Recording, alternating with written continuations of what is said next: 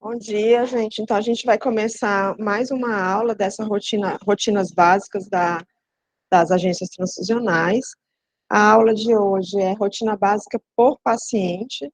Vamos ver o que a gente consegue andar, né? Porque essas aulas são bastante longas, mas a intenção é que a gente possa tirar todas as dúvidas. Então, novamente, eu peço que vocês me interrompam se vocês tiverem qualquer dúvida, queiram fazer algum comentário na aula, tá bom?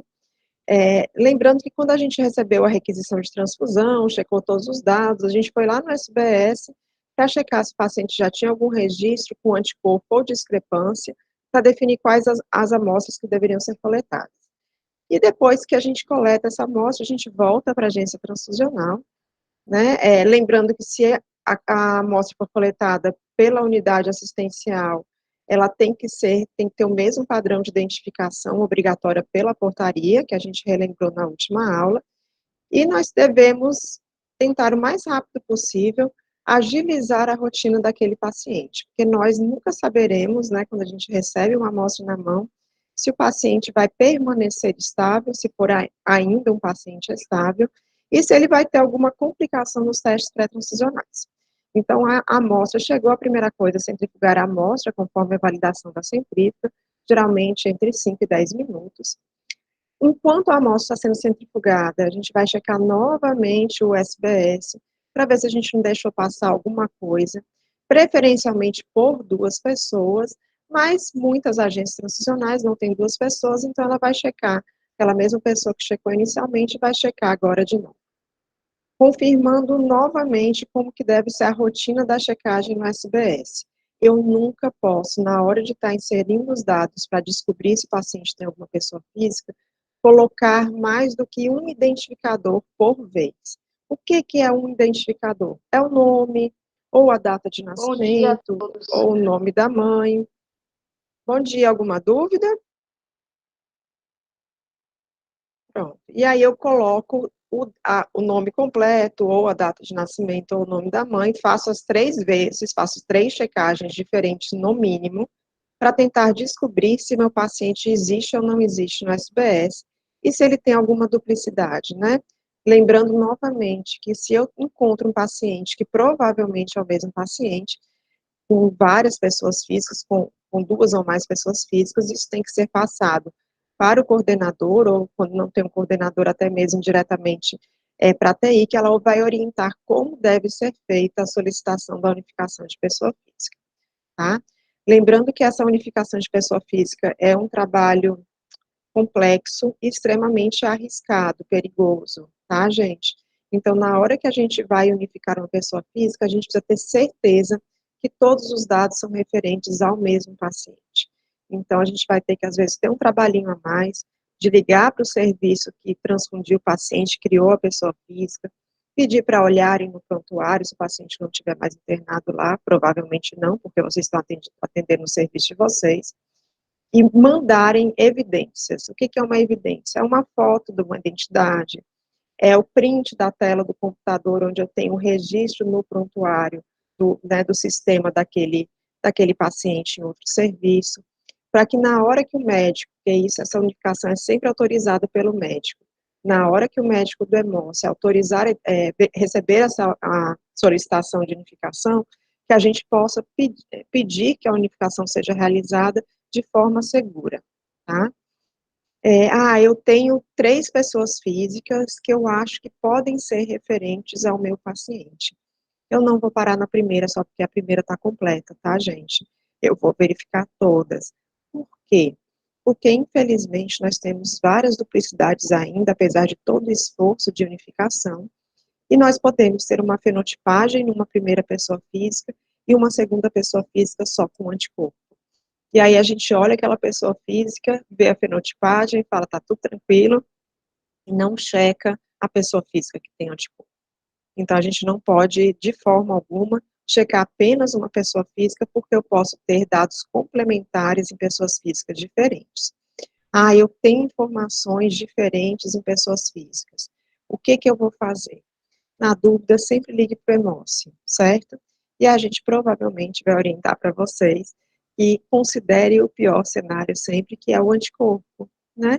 Então, o pior cenário é sempre o anticorpo, Então, se o paciente tiver um anticorpo numa pessoa física, eu ainda não tive nem certeza que era o mesmo, porque eu não consegui resolver, mas é uma urgência, a gente vai tratar aquele paciente na hora de transfundir de forma urgente, né? Eu não tive tempo ainda de checar tudo, como se fosse um paciente imunizado, ok? Então, isso é muito, muito importante. A gente falou um pouquinho sobre isso na última aula, estou reforçando isso, porque são passos de segurança que elas acabam fazendo a diferença, às vezes, entre a vida e a morte de um paciente. Então, o SBS, todo mundo sabe, né? Meu apelido para SBS, como é que eu chamo o SBS, gente?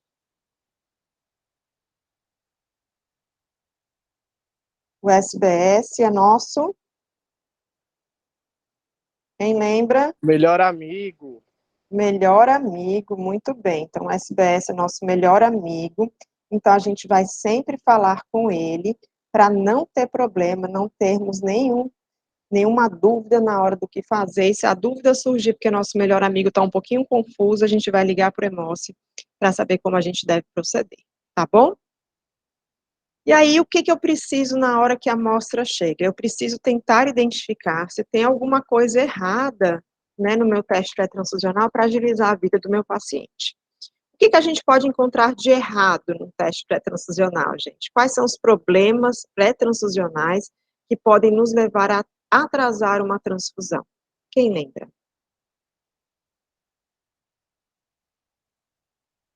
O que que de vez em quando aparece para a gente que a gente tem que mandar a amostra para a imunematologia?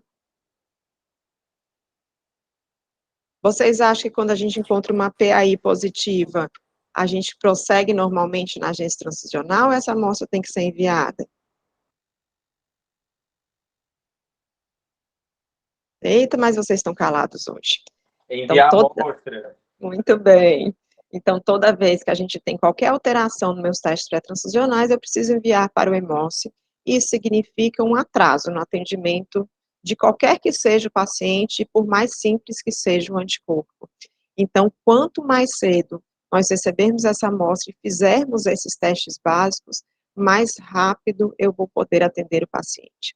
E eu reforço sempre isso dentro do HU, dentro da MEAC, mas eu vou reforçar com todos vocês, que a gente não tem uma equipe, várias equipes para fazer identificação de anticorpo e a avaliação de discrepância e verificar a reação. É uma equipe única, que não é uma equipe grande, que tem uma equipe mais robusta de dia, como em todos os serviços. Então, por favor, gente, a amostra chegou na agência transfusional, façam os testes básicos, mesmo que seja uma reserva, mesmo que seja um paciente que não é uma urgência, porque se eu tiver alguma alteração, eu vou atrasar a vida do paciente e às vezes eu vou complicar o trabalho dentro do hemócio. Lembrando que lá na imunohematologia, eu vou ter situações de emergência chegando, situações de urgência chegando e as rotinas. E claro que a gente vai sempre priorizar as emergências e as urgências e deixar a rotina para depois. E às vezes esse atraso de uma rotina, às vezes de uma reserva, pode atrasar uma cirurgia. Então, por favor, sempre, chegou a amostra na agência, centrifuguem e comecem a fazer os testes. Mesmo que não dê tempo de concluir tudo, vamos pelo menos saber se existe uma discrepância e se a PAI é positiva ou negativa, ok?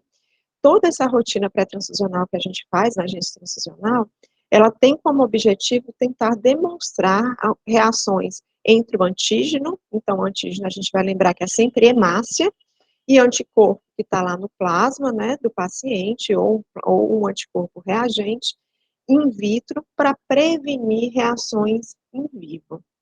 Então, eu quero simular na minha bancada, se eu vou encontrar alguma coisa que pode causar prejuízo para o meu paciente.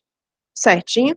Então, eu faço a tipagem sanguínea BOR-HD, faço a pesquisa, e se a pesquisa for positiva, eu vou mandar para a identificação de anticorpos irregulares, e na rotina do concentrado de hemácia, o teste obrigatório para todas as situações, a gente já falou isso na aula passada, é a retipagem do concentrado de hemácia, né, que eu vou fazer mesmo na transfusão de emergência, esse eu consigo fazer, é o único que eu tenho que fazer antes da bolsa sair da agência transfusional. O restante, numa situação emergencial, pode ser feita depois da liberação, né, do hemocomponente. Mas a retipagem eu vou fazer sempre antes do componente sair da minha agência. Então, Doutora Denise, só oi. um adendo. Quando dá alguma discrepância, né, da tipagem sanguínea do paciente, um PAI positivo, né, que vão enviar amostra pelo Hemose, a agência, ela precisa fazer alguma coisa em relação ao posto de enfermagem, ao serviço que vai transfundir, alguma coisa em relação ao médico, à enfermeira, dar algum retorno? Perfeito, doutor Franklin. Excelente pergunta, eu acho que tem um pouquinho mais para frente que a gente fala sobre isso, mas se não tiver, é bom que a gente já reforça agora. Não podemos nunca simplesmente falar, né, ficar calados nessas situações. Na hora que a gente sabe que tem algum problema nos testes pré-transfusionais, imediatamente o serviço, a assistência, né, o posto de enfermagem, o médico, tem que ter ciência que vai atrasar aquela transfusão, tá certo? Então, ótima pergunta, não esqueçam nunca de comunicar, né? Quem não se comunica se trumbica, é assim que fala? Isso, o Chacrinha já falava, né? Muito bem, certo? Então, a gente tem que sempre comunicar, porque, como eu falei, nós somos pessoas. Eu tenho certeza, e vocês também têm essa certeza, que ninguém está internado num hospital bem de saúde.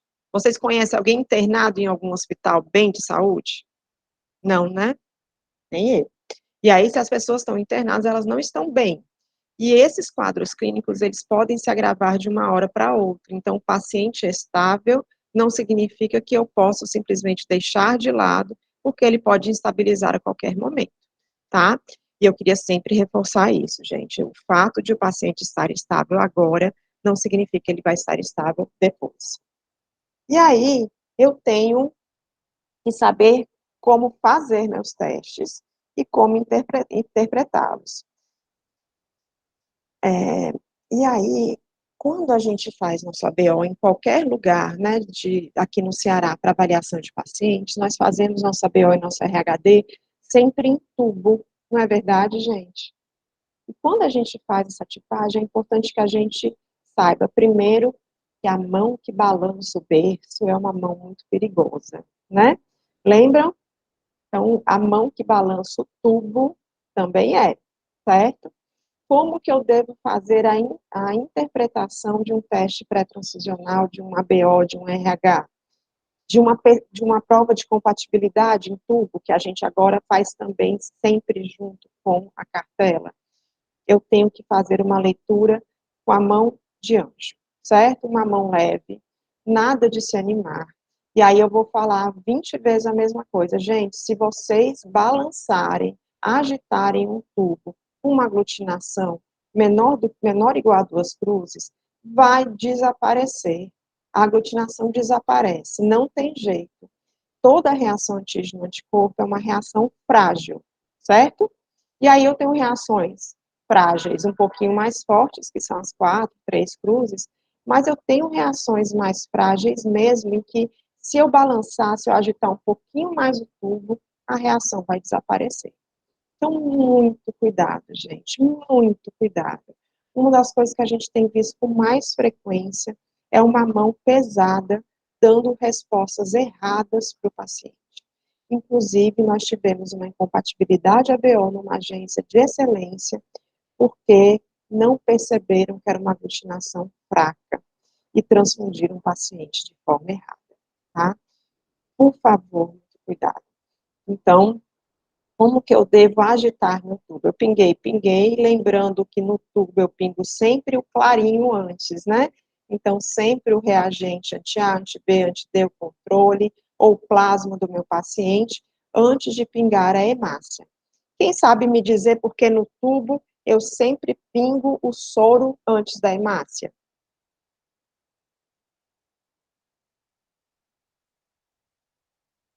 Alguém sabe me dizer por que eu sempre pingo o soro antes da hemácia?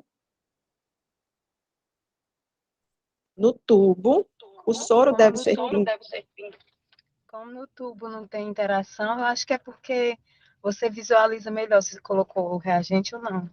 Perfeito, é isso mesmo. É uma resposta que parece boba, mas é isso mesmo, gente. Eu preciso ter certeza que eu pinguei o reagente ou o plasma do meu paciente. Depois eu coloco a hemácia, fica muito mais difícil fazer ter essa certeza, né? E eu pinguei tudo que eu deveria ter pingado, tá certo? Então, no tubo, o sorinho sempre vem antes, o plasma do paciente sempre vem antes. E aí eu vou agitando lentamente meu tubo, um tubo por vez. Ave Maria, aquelas mãos grandes e poderosas agitando 3 tubos, chega a dar um aperto no coração. É um tubo por vez, gente, certo? Agito um tubo por vez de forma tranquila, mão leve, e vou, na hora que o botão desprega, parar imediatamente de agitar, certo? Imediatamente. Botão despregou, parei de agitar. Por que isso? Porque se eu agitar muito um tubo de reação fraca, ela vai negativar. Quantas e quantas e quantas vezes que eu já recebi mensagens, ou alguém me ligou para falar assim, doutora, mas eu agitei um pouquinho mais e desapareceu, então eu considerei negativo. Gente, vai negativar mesmo, tá? Então, por favor, soltou o botão do tubo, parou de agitar. E aí, soltou o botão do tubo, parou, leu a aglutinação, e aí vocês vão anotar de cada tubo a aglutinação no livro de prova de compatibilidade, tá bom? Então, 4 cruzes, botão único, 3 cruzes, reação forte, não tem nenhuma hemácia por trás, vários agregados grandes, 2 cruzes, agregados de tamanho médio, solução clara. Na hora que fica mais vermelhinho, uma cruz, hemólise, que a gente não está muito acostumado a ver no tubo, mas a gente vê com mais tranquilidade em cartela, e uma reação negativa, certo? Ok? Então, cuidado, lembrando que a hemólise eu consigo visualizar antes mesmo de começar a agitar o tubo. Minha massa está aqui no fundinho, depois que eu centrifuguei, e eu já vejo o sobrenadante vermelhinho, tá certo? E o nosso gel, né? Nós trabalhamos hoje, eu acho que já estamos com gel em todas as agências do Ceará.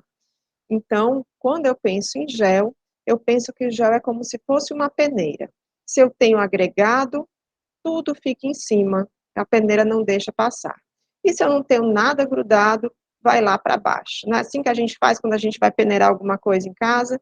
Então, se eu tenho agregado, fica em cima, então reação positiva, 4 cruzes, desceu, 3 cruzes, ao longo do gel, 2 cruzes, aqui embaixo uma cruz, um fraquinho, um negativo. E claro, tem a dupla população, que geralmente a gente encontra na questão de fenotipagem, quando a gente fenotipa algum paciente que a gente ou não perguntou de forma adequada a transfusão, ou ele não pôde responder para a gente, por exemplo, porque está inconsciente, e foi um paciente recentemente transfundido, tá certo? Alguma dúvida nessas aglutinações? Eu queria que a gente fizesse um exercício, gente, de tentar interpretar melhor, né, essas aglutinações, porque a gente vê muita divergência de aglutinação quando a gente recebe no EMOSSE, no laboratório de imunohematologia, as solicitações, e principalmente cuidado na hora de verificar as reatividades em tubo, tá? Mão de anjo, gente, mão de anjo, porque alguma coisa às vezes é fraquinho, mas tem que ser considerado, tá bom? Toda aglutinação fraca deve ser considerada positiva, não é negativa, tá certo? E aí, de novo, reforçando, botei uma figurinha só para isso. Chegou a amostra, façam imediatamente o ABO, RH e a PAI. Por quê? Porque eu preciso saber se tem algum problema naquele meu teste pré-transfusional para encaminhar para o serviço de referência. Lembrando que a gente vai atrasar, por mais simples e por mais desocupado que o laboratório de imunohematologia esteja, vai atrasar o atendimento do paciente. E nós nunca sabemos se um paciente estável vai instabilizar nos próximos minutos, nas próximas horas. Eu peço, por favor, gente, isso é uma coisa que ela não demanda muito sofrimento da gente, mas a gente tem que fazer mesmo, tentar incorporar isso na nossa rotina. Tem um teste acontecendo, eu já botei para incubar, já botei para centrifugar, pego a nova amostra e começo a trabalhar com ela, tá certo? E aí, lembrando que todo ABO de pessoas acima de 4 meses de vida, então, crianças acima de 4 meses e adultos, eu tenho que fazer a prova direta e a prova reversa. E isso é um cuidado muito importante para a gente ter uma transfusão segura. A prova direta e a prova reversa tem que ter resultados concordantes. Se não tiverem, mesmo que seja uma coisa fraca, ela tem que ser investigada, tem que ser avaliada, porque nós nunca conseguiremos saber, simplesmente pelos resultados iniciais, qual é o resultado correto. É a direta, é a reversa? Então, é dentro do laboratório de imunematologia do Hemocentro de Referência que a gente vai conseguir descobrir o que está acontecendo e como a gente vai fazer para cuidar dos pacientes, ok? E todas as discrepâncias devem ser resolvidas antes da definição do grupo sanguíneo do paciente. Isso significa que eu não devo transfundir um paciente que é uma emergência porque tem uma discrepância? O que vocês acham? Chegou a uma urgência, o médico está falando, eu preciso de um concentrado de hemácia agora, nesse momento o paciente não está bem. Aí você vai falar assim, não, doutor, mas eu estou mandando para o hemócio porque tem uma discrepância BO. O que vocês acham, gente? Transfunde. Oi? Eu Não posso vai liberar. deixar de transfundir o paciente por causa da discrepância.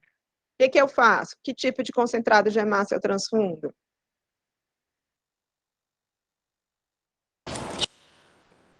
Concentrado de hemácia da urgência, da emergência, que você tem que ter um protocolo na agência para poder liberar esse concentrado, é isso? Pronto. Então, sempre do grupo O, né, gente? Então, a discrepância, independente, se vocês tiverem uma urgência na mão, vocês vão fazer um concentrado de hemácia O, e o plasma é um pouquinho mais chato. Então, o plasma, vocês vão ligar na imuno para definir qual plasma que vocês vão liberar, tá certo?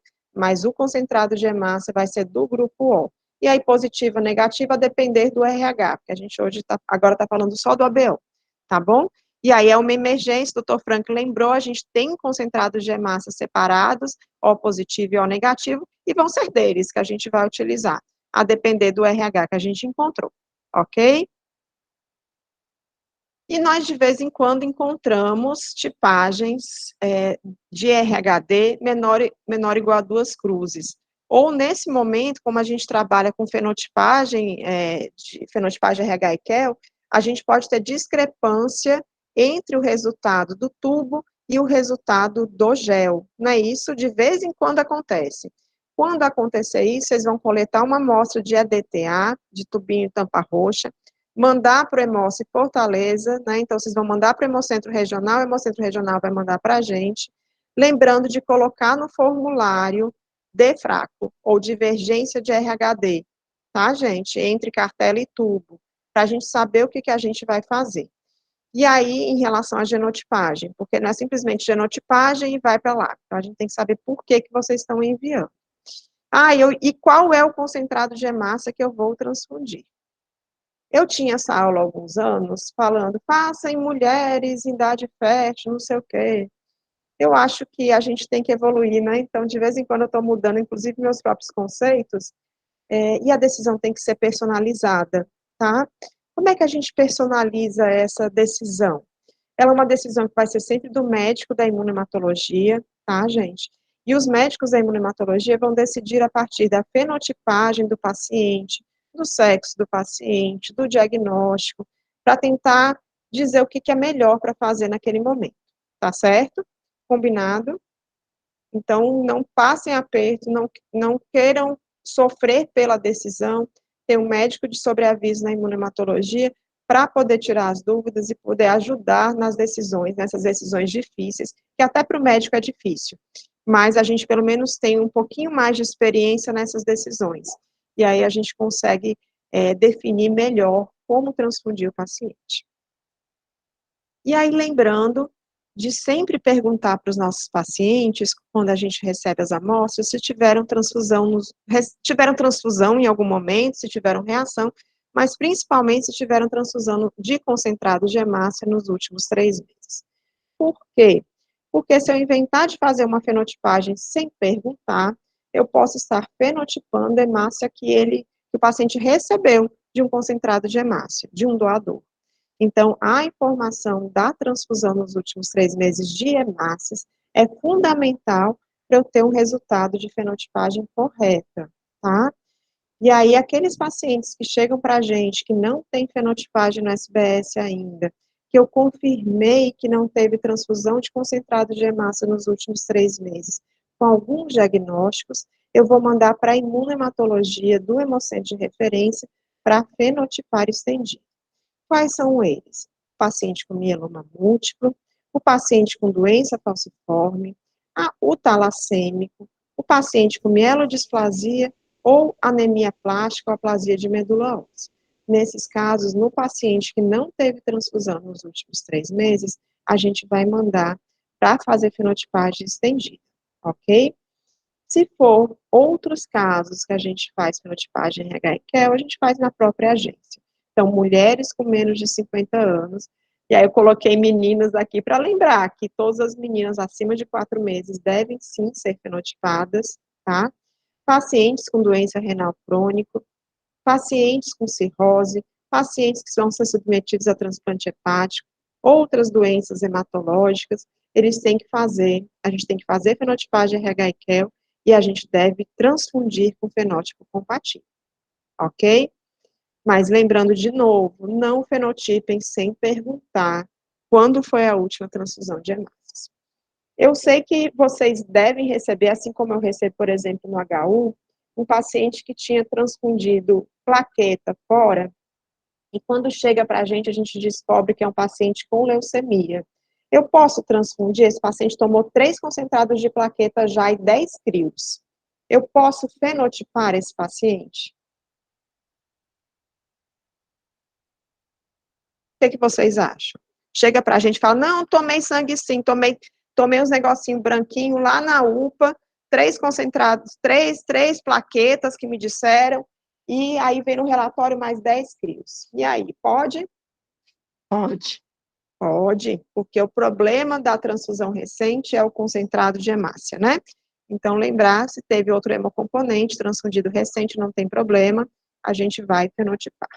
E nós temos uma outra coisinha que eu não coloquei aqui, é o paciente que recebeu sangue em outro local, recebeu hemácia em outro local nos últimos 10 dias. E aí, no outro local, o médico tinha escrito assim, no diagnóstico, anemia profunda. Vocês já viram esse diagnóstico, alguma requisição de transfusão, anemia profunda? E aí, a anemia profunda, na verdade, era um mieloma múltiplo. E aí, chegou já na agência de vocês, com esse diagnóstico, mieloma múltiplo, e quando vocês perguntaram para o paciente falou assim, doutora, mas eu fui e já recebi sangue, eu recebi sangue anteontem, não sei aonde, vamos falar numa UPA, né, que não tem agência transfusional. E aí, o que a gente deve fazer, gente? Era um paciente que não se encaixava inicialmente em nada, né? Anemia profunda não é diagnóstico de doença hematológica, e de repente ele virou um diagnóstico de doença hematológica. O que a gente tem que fazer? A gente vai se preocupar com o paciente, como a gente se preocupa sempre, e vai ligar para o local que transfundiu o paciente, saber qual foi a unidade que liberou aquele componente, aquele concentrado de hemácia para o paciente, e falar assim, ó, esse paciente que não tinha critério de fenotipagem, descobriram que é um mieloma múltiplo, ou descobriram que é uma leucemia, ou descobriram que era uma doença falciforme, às vezes, a gente precisa dessa amostra para ser fenotipada. Então, manda essa amostra que você tem aí para o HEMOS, para o Laboratório de Imunohematologia, que aí a gente vai fenotipar essa amostra pré-transfusional, tá? Eu queria saber se tem alguém aqui assistindo essa aula que já fez essa ligação antes. Alguém já pediu a amostra em outro serviço para poder fenotipar um paciente? Sim. Não, a gente Sim. ligou para o Hemócio, o Hemócio ligou. Perfeito. A gente tem a opção de ligar para o Hemócio resgatar essa amostra, porque às vezes a comunicação é mais fácil, né, dentro do Hemócio, ou a própria agência pede e fala, mas eu acho que talvez seja mais fácil no Hemócio mesmo, né, Naná? Porque aí no Hemócio a gente já pede para a distribuição ir buscar, né, então cuidado, a gente tem como formas de fazer a fenotipagem, mesmo se o paciente tiver já sido transfundido, se a primeira transfusão ocorreu nos últimos 10 dias, tá bom? Então, vamos cuidar dos nossos pacientes e fazer isso, que é uma coisa bem simples, né? E aí, vamos lá, a tal da PAI, né? Se PAI positiva na amostra atual, existe alguma dúvida, gente? O que eu tenho que fazer? Fiz meu teste transfusional, minha PAI está positiva. O que eu faço?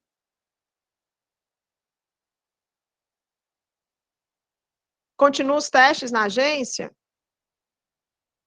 Envia para Hemócio. Envia para o Hemócio. Ah, mas no SBS já está dizendo que tinha um antigrande. Tem que enviar mesmo?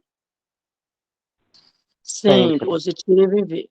Perfeito. Toda vez que a amostra que está na minha mão é uma PAI positiva, obrigatoriamente eu vou mandar para a Hemócio, certo, gente? Não existe exceção. Não existe exceção, tá? Então, vocês não precisam nem perguntar, eu mando? Sempre, 100% das vezes. Tem poucas as coisas na vida, não é, gente, que não tem exceção, né? Então, essas poucas coisas na vida que não tem exceção, a gente tem que saber, como dizem, de forma medular, né? Tem que ser um reflexo. PAI positiva, independente do que tem escrito no SBS, vai sempre para o Hemócio, certo? E aí a gente tem algumas rotinas diferentes. Quando a PAI foi positiva anteriormente, eu tenho alguma coisa no SBS, mas a amostra que eu tenho hoje na minha mão, a PAI está negativa, tá?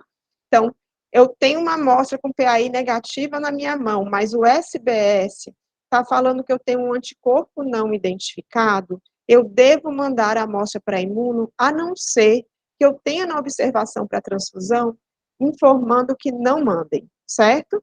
Ok? E aí, nessas situações, eu vou pedir o concentrado de hemácia sempre, sempre, na imunohematologia. Ah, mas eu tenho a fenotipagem, eu posso pegar aqui? Não. Porque a imunohematologia vai olhar para o último estudo ou para os últimos estudos do paciente e ver que tipo de anticorpo não identificado é. Porque a gente tem anticorpo não identificado de baixa frequência, anticorpo não identificado de alta frequência, anticorpo identificado que reage com metade das hemácias. Então, a partir dessa percepção que só o laboratório de imunohematologia do Hemócio vai ter, olhando os estudos do paciente, é que vai ser definido o que vai ser feito, tá? Então, vou ligar para imuno, o casos complexos vai olhar os estudos, vai definir que tipo de anticorpo que pode ser e qual é o tipo de bolsa refenotipada que é para enviar. Ah, pode não ser refenotipada? Pode, tá, gente? Quando? Quando eu tenho um anticorpo não identificado que reagiu em uma única hemácia. Esse anticorpo não identificado que reage com uma única hemácia de toda a avaliação é chamado anticorpo de baixa frequência, certo? Anticorpo contra antígeno de baixa frequência. E esse anticorpo contra antígeno de baixa frequência, não adianta eu sair refenotipando a bolsa, porque eu não sei o que é, eu não consegui descobrir, e o que eu refenotipar não vai fazer a menor diferença para o meu paciente, tá bom? Então, a imunohematologia vai rever o que está acontecendo para definir qual é o tipo de conduta. Vai refenotipar para tudo? Não vai refenotipar porque é um antígeno de baixa frequência? Tá certo? Ok? Combinado? Alguma dúvida aqui? Não, né? Se a minha PAI foi negativa hoje e no SBS tem dizendo que tem um antigrande, o que eu faço?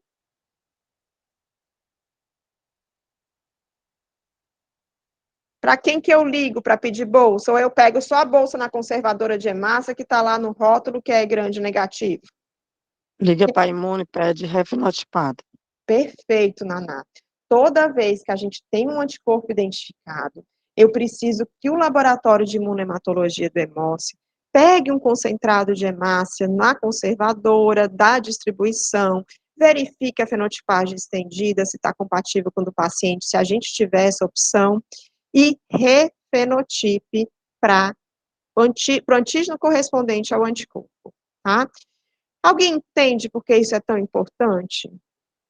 Aí eu falo para vocês, é o mesmo conceito da retipagem do concentrado de hemácia.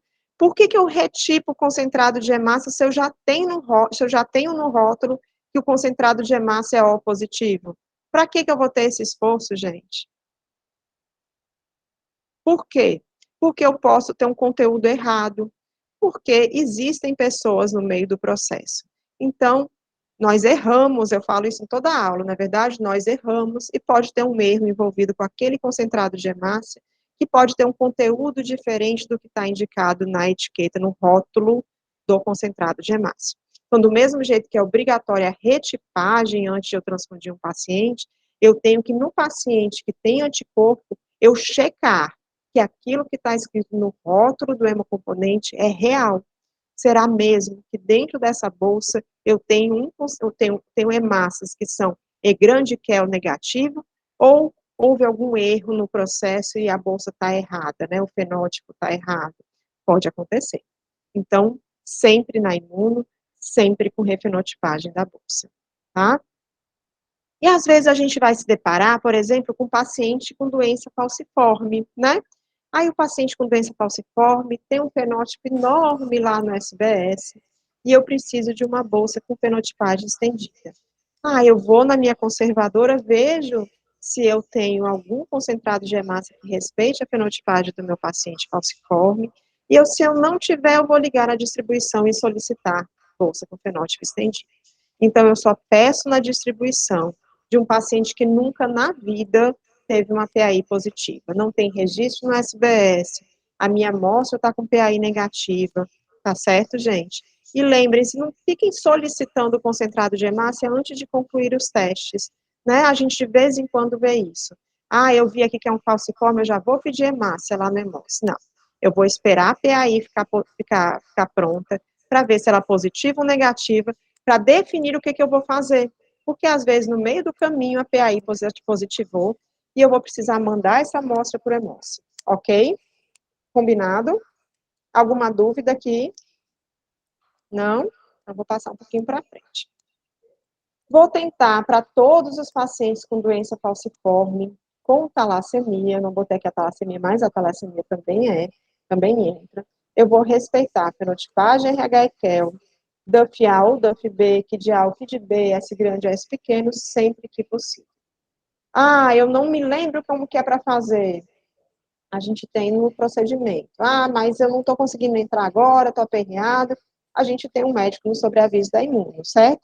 Então, vocês vão ligar para a distribuição, passar o fenótipo do paciente.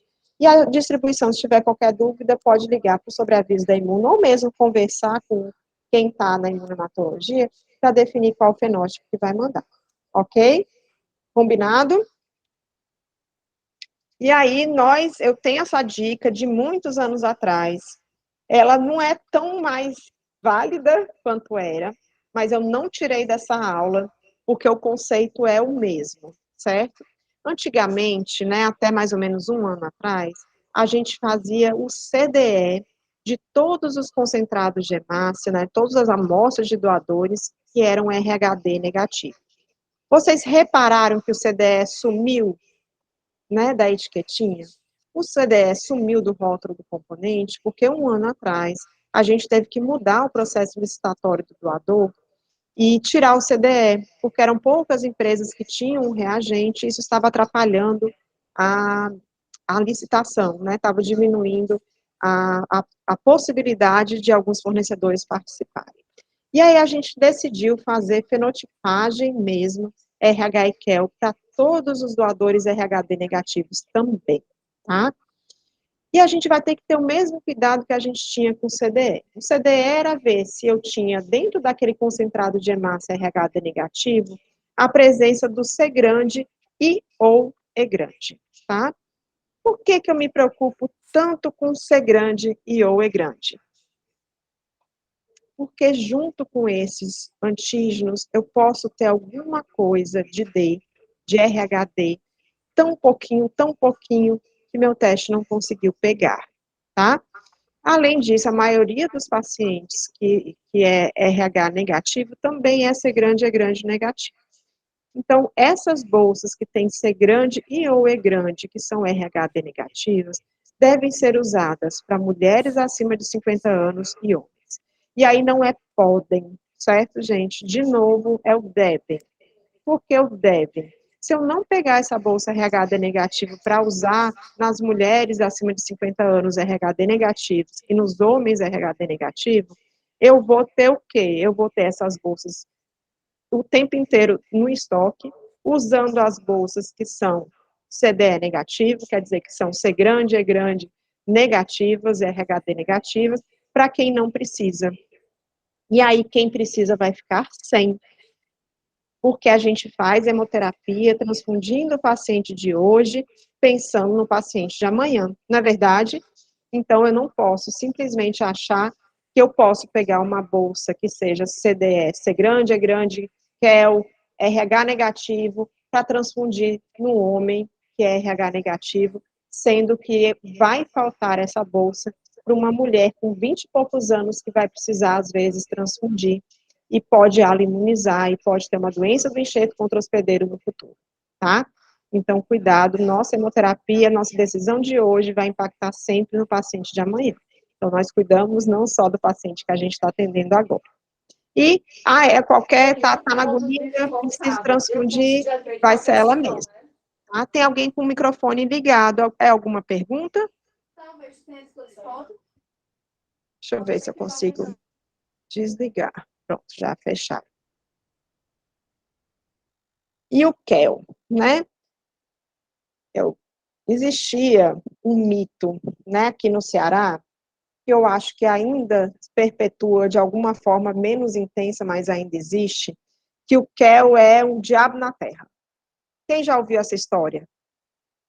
Contem a verdade. Quem já ficou com medo do QEL? Como se fosse a pior coisa da humanidade, né? E aí, podem rir, porque eu sei que muita gente já fez isso. A gente tinha, eu vou falar bem baixinho, a gente tinha um local que descartava todas as bolsas QEL positivo, não transfundia em ninguém. O que significa? Faltar para quem precisa quando é QEL negativo e descartar bolsas muito boas que devem ser usadas, sim, em vários pacientes, tá? E aí, o QEL positivo é frequente na população, gente. Em torno de 6 a 8% dos nossos pacientes serão QEL positivo, assim como nossos doadores. Imagina descartar 8% das bolsas porque são QEL positivo, né? Nem pensar. Então, as hemácias QEL positivo podem, sim, ser transfundidas. O primeiro paciente, que é aquele que a gente vai transfundir com todo gosto, de gás, é o paciente QEL positivo. Nós não estamos fazendo fenotipagem RH e QEL de todo mundo, né, daquelas populações que a gente viu, que a gente já discutiu, das mulheres com menos de 50 anos, do paciente hematológico. Peguei um paciente QEL positivo, eu vou pedir uma bolsa QEL positivo para transfundir no meu paciente. Eu vou solicitar essa bolsa, porque ela é a melhor bolsa para o melhor paciente, tá? Vou usar essa bolsa também em mulheres que não têm mais possibilidade de engravidar. Então, mulheres acima de 50 anos e homens, tá? Ah, mas é um paciente hematológico. Ele é um paciente com uma leucemia aguda, que é QEL negativo e é um homem. É para eu usar? Não. Se eu tenho indicação de fenotipar, eu tenho indicação de respeitar a fenotipagem, tá, gente? É simples assim, ok? Tá bom? Mas aí eu vou fazer só um adendo aqui.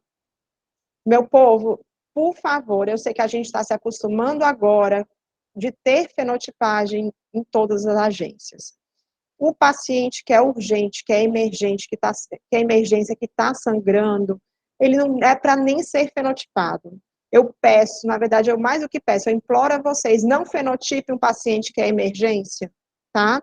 Porque senão vocês vão atrasar a vida desse paciente. E às vezes, e muitas vezes, vocês não vão ter a bolsa na agência transfusional e vão atrasar o atendimento do paciente por qualquer que seja a razão, para tirar a dúvida ou para pedir bolsa fora.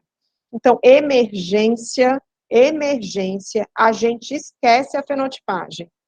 Todo mundo entendeu isso? Todo mundo entendeu isso, gente? Eu queria repetir. Emergência, a gente esquece a fenotipagem. Alguém tem dúvida disso? Alguém me diga, tudo certo, doutora, eu vou esquecer que existe fenotipagem na emergência.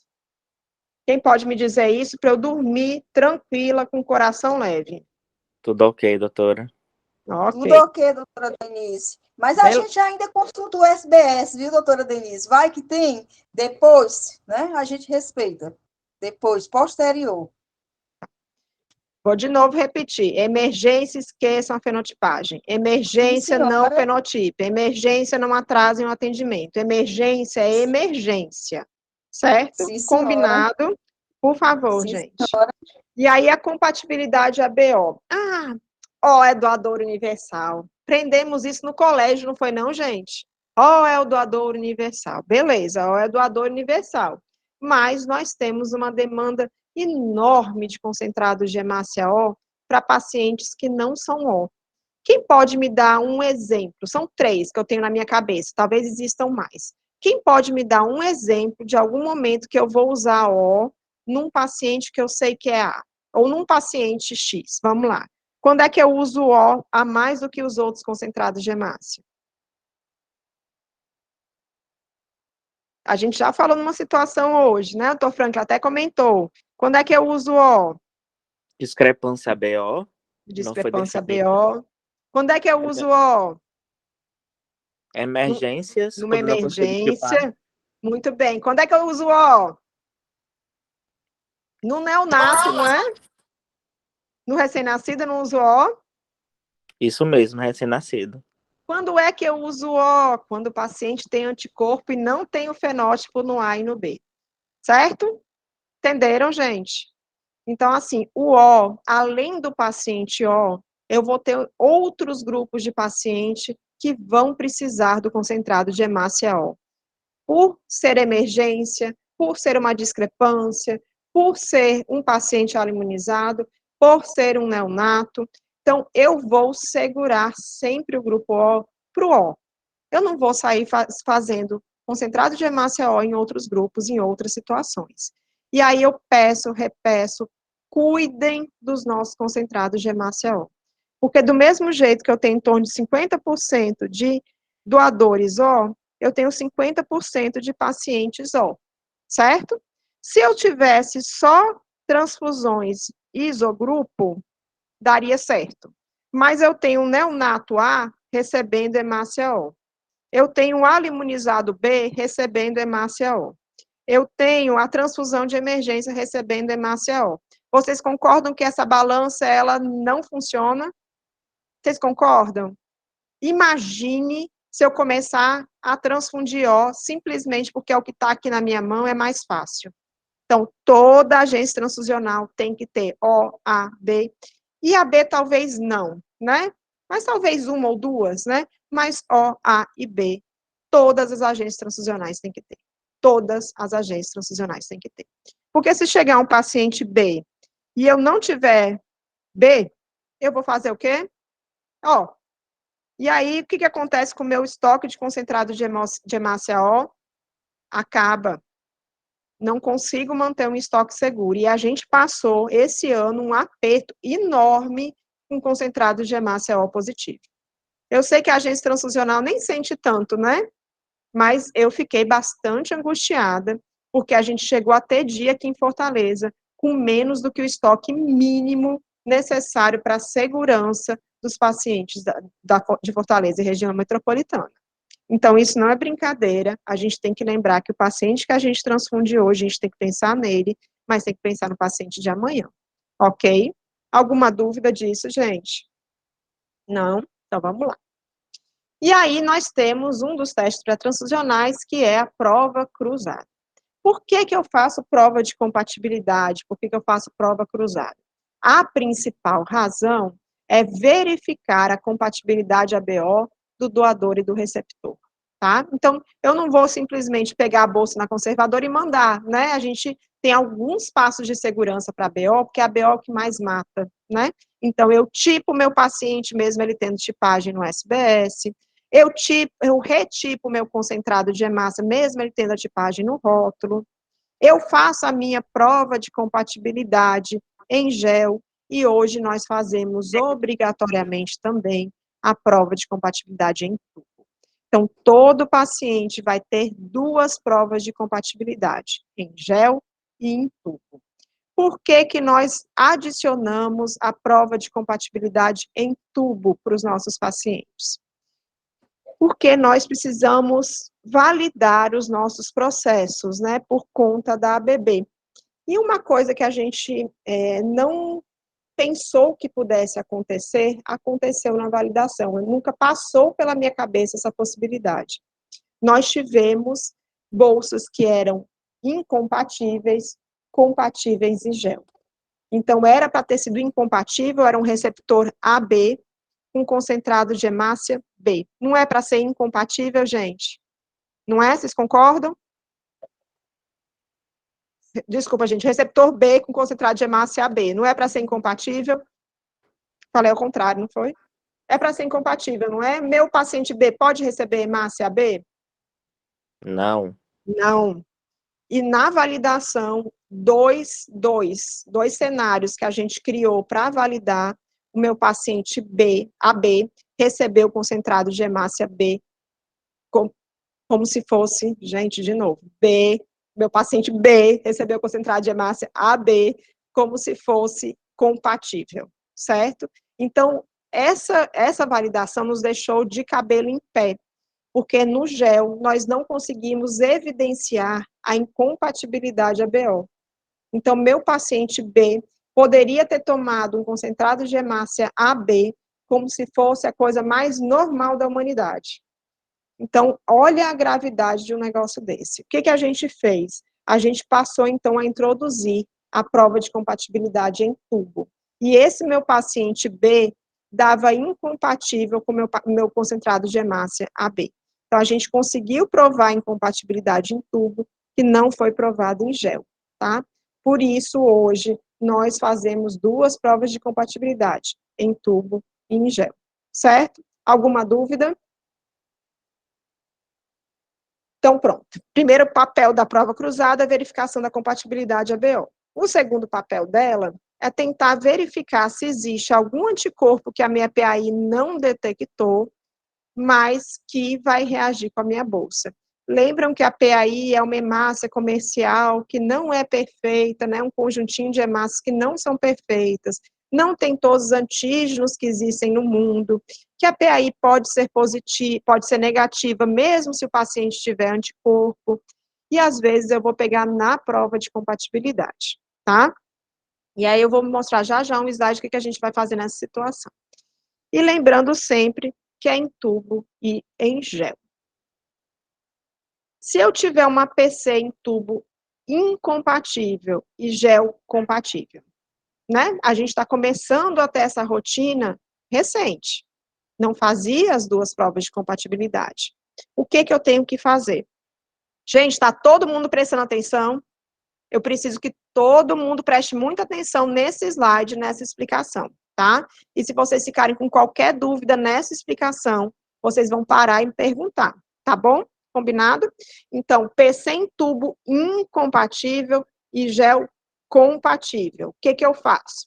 Primeira coisa, eu repito a tipagem do doador, da bolsa e do receptor. Então, eu retipo o concentrado de hemácia e eu vou retipar meu paciente. Ah, como é que eu repito? Repito mesmo. Faço uma nova suspensão, faz tudo, gente, do zero, ok? A primeira coisa é repetir a tipagem. A segunda, aí, ok, deu tudo certo, vou ver qual é a BO que eu estou trabalhando. É do grupo O, eu vou ter que abrir o SBS de novo. Olhei lá meu paciente é do grupo O, entrei no SBS. A gente vai procurar na fenotipagem do paciente, a fenotipagem para o antígeno H. Alguém sabe o que é a fenotipagem para o antígeno H?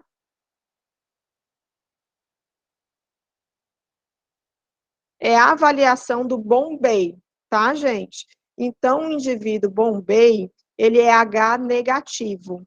E todo o restante é H positivo. Então, a fenotipagem para H sendo positiva, eu confirmei que meu paciente não é Bombay, certo? Que é a minha grande preocupação. Eu vou confirmar que ele não é Bombay, para eu poder continuar meus testes pré-transfusionais. Então, se o paciente for O, eu olhei no SBS, tem uma fenotipagem H positiva, quer dizer, ele não é Bombay, ou se ele for outra BO, e confirmei, repetindo as tipagens do concentrado e do paciente, eu transfundo, liberando o hemocomponente, já que a PC em gel está negativa, tá? Mas se meu paciente for do grupo O, olhei no SBS, não tem fenotipagem para H, vai mandar para o laboratório de imunomatologia para a fenotipagem do H. Aí o laboratório de imunomatologia vai tipar o nosso paciente, vai colocar a fenotipagem do H no SBS para a gente poder ter a certeza que ele não é um Bobei e nas próximas vezes ele ser transfundido sem esse passo. Alguma dúvida? Eu preciso realmente que vocês tenham entendido isso, tanto as agências transfusionais, quanto os hemócis, os laboratórios de imunohematologia. Alguma dúvida? Nenhuma dúvida, gente? Certeza, posso passar? Repita aí, por favor, porque estava ocupada aqui e não escutar. Pronto, vou repetir. Eu estou hoje fazendo 2 provas de compatibilidade, em tubo e em gel. Normalmente, a gente fazia a prova de compatibilidade em gel, compatível, vou liberar a bolsa normal. Só que se a prova de compatibilidade em tubo for positiva, a bolsa for incompatível em tubo, eu vou ter que primeiro saber se eu fiz meu ABO correto. Não estou fazendo em tubo porque a gente pegou uma incompatibilidade que não apareceu em gel. E aí eu vou repetir, vou retipar o meu concentrado de hemácia, vou retipar o meu receptor, tá? Retipei minha hemácia, retipei meu receptor desde o começo. Pego novamente o rabichinho da bolsa, pego novamente a amostra do meu paciente, faço a suspensão, gente, desde o começo, certo? Não é pegar a mesma suspensão que eu fiz e retipar, não. É desde o comecinho. Retipei, tudo certo.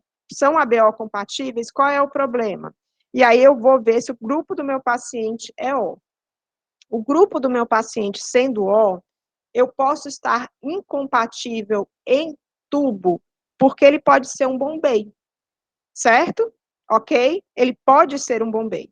Se ele pode ser um Bombay, eu preciso ter certeza que ele não é um Bombay, porque Bombay só pode receber de Bombay. Como é que eu sei se o paciente é Bombay ou não? Fazendo a fenotipagem para o antígeno H, certo? A fenotipagem do antígeno H está lá na fenotipagem no SBS, na ficha do receptor.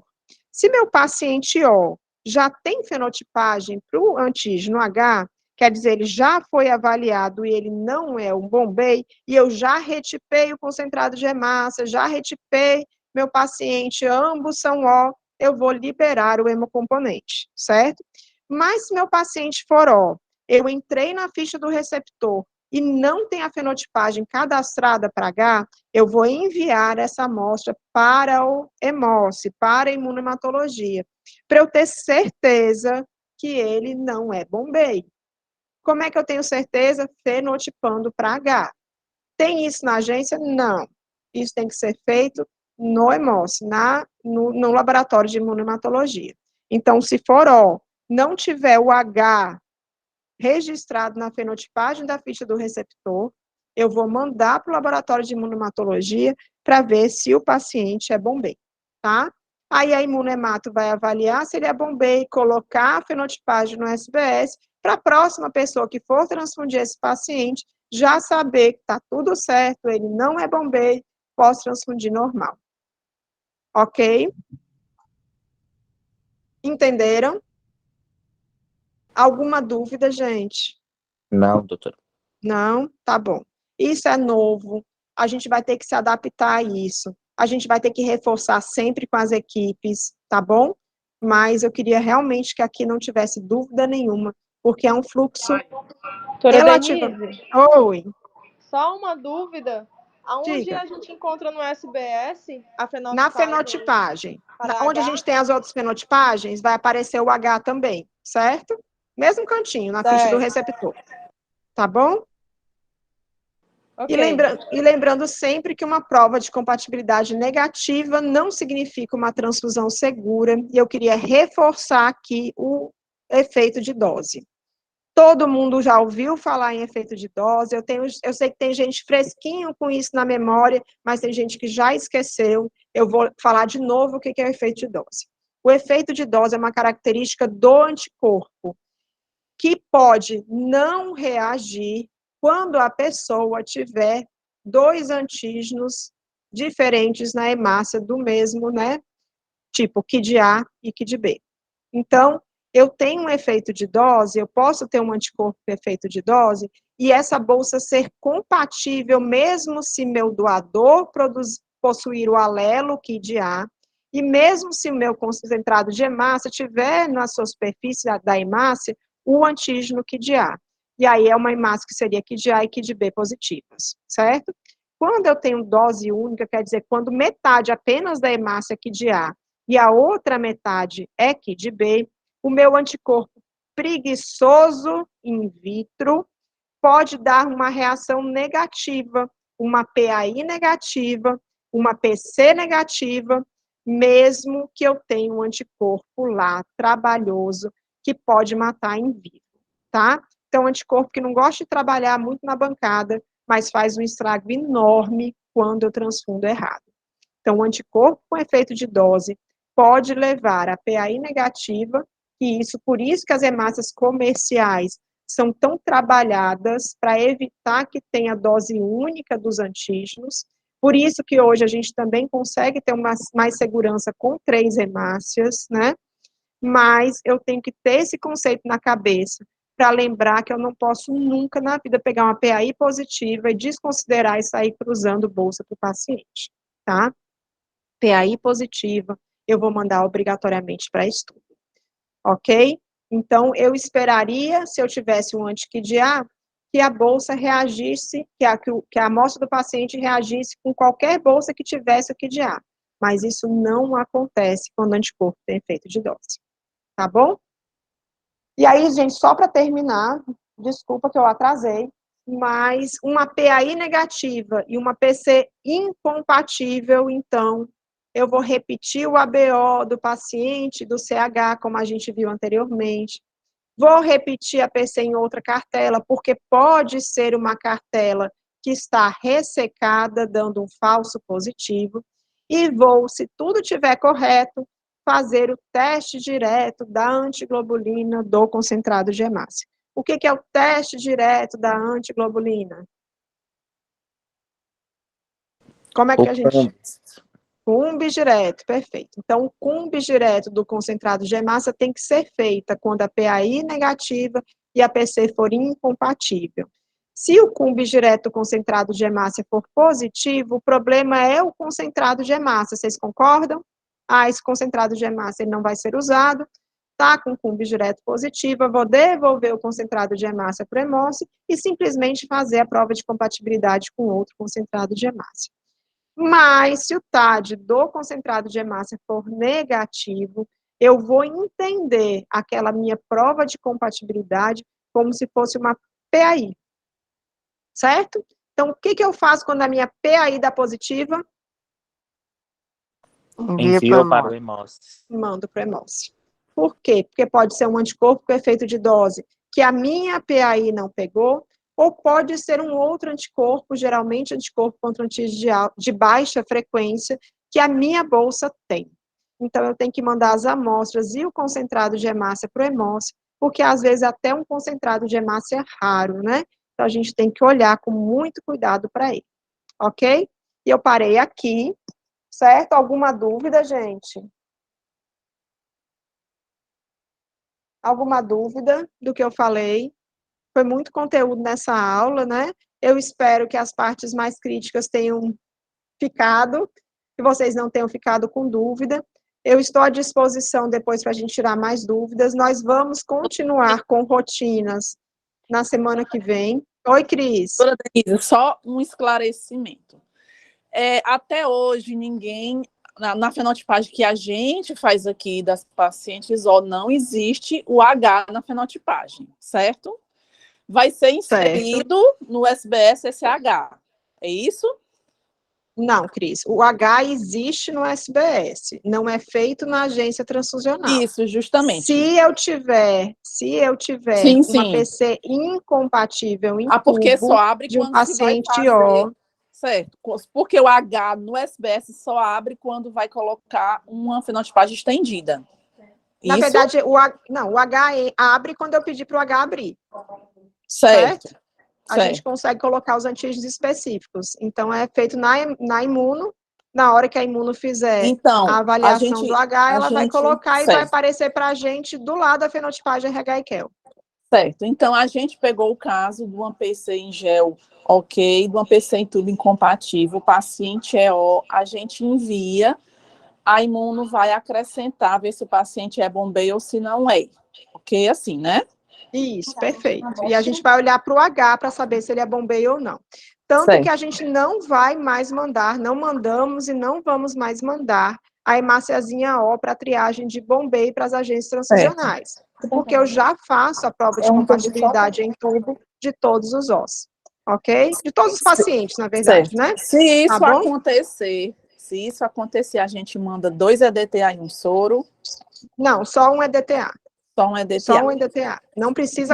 Isso é muito Só um importante, Cris. EDTA. Excelente pergunta. É só o EDTA que está na nossa mão, tá bom? Para a fenotipagem de Bombay, vai ser só o EDTA. Ninguém na imuno vai fazer painel, não vai fazer nada, vai fazer uma fenotipagem simples, tá bom? Ô, doutora Denise, bom dia, Oi, Raulina. Raulina, bom Me dia. gerou uma dúvida a respeito dessa pergunta da Cris, que isso eu achei bem interessante, a respeito do bombeiro. A senhora pode só repetir essa resposta, que ela fez a pergunta, se der incompatível no tubo e der compatível na cartela? Eu não entendi muito bem que a moça falando aqui ao lado e não deu para... Não, Raulina, foi a mesma coisa que a gente tinha colocado lá no slide, né?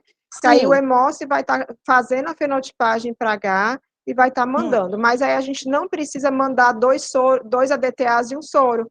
Basta a amostra que a gente tem na mão. É só uma fenotipagem que o Hemossi vai fazer. O Hemossi não vai fazer mais nada com essa amostra, além da fenotipagem para H. Então, não precisa furar de novo o paciente para poder fazer a avaliação do H, tá certo? E aí a gente A não faz ser uma que não tenha duas coletas, né? e a rotina. Oi, Naná. A não ser que não tenha duas coletas, né, do paciente, de momentos diferentes. Ele não vai fazer nem a tipagem, Naná, ele vai fazer só o H, certo? Entendi. Tá? Essa amostra vai ser feita só o H. Ele vai fazer o H, vai botar o H no sistema e vai devolver a amostra para a agência. Tá bom? Então, não precisa nem mandar a segunda amostra que a gente cobra aqui em Fortaleza. Tá? Ok. Outra pergunta. Ok, doutora Denise, muito obrigada. Nesse caso, o paciente foi descartado Bombay, o paciente vai ser transfundido normalmente com o O. Perfeito. Isso mesmo, rotina normal. Rotina normal. Se acontecer o paciente APC em gel compatível, em tubo incompatível, o paciente for o outro ABO, sem ser o O. Só retipar o concentrado, retipar o paciente e desconsiderar a PC em tubo, tá? Por quê? Certo. Porque anticorpo frio é relativamente comum. E a gente vai começar a pegar anticorpo que não tem importância clínica, tá? Ok. Mais alguma dúvida? Não? Então, tá bom. Gente, até semana que vem, viu? Obrigado pela presença de todos. Estou vendo que, na verdade, não tem tanta gente hoje na aula. Repassem para os colegas a importância do que eu passei aqui, tá? Essa aula foi gravada, então ela vai ficar à disposição de todos. E reforcem com todo mundo que essa aula precisa ser vista, assim como a todas as aulas desse curso. Ok? Tchau, tchau. Tudo de bom para todos. Até semana que vem. Tchau a todos. Até semana que vem. Boa tarde, bom dia.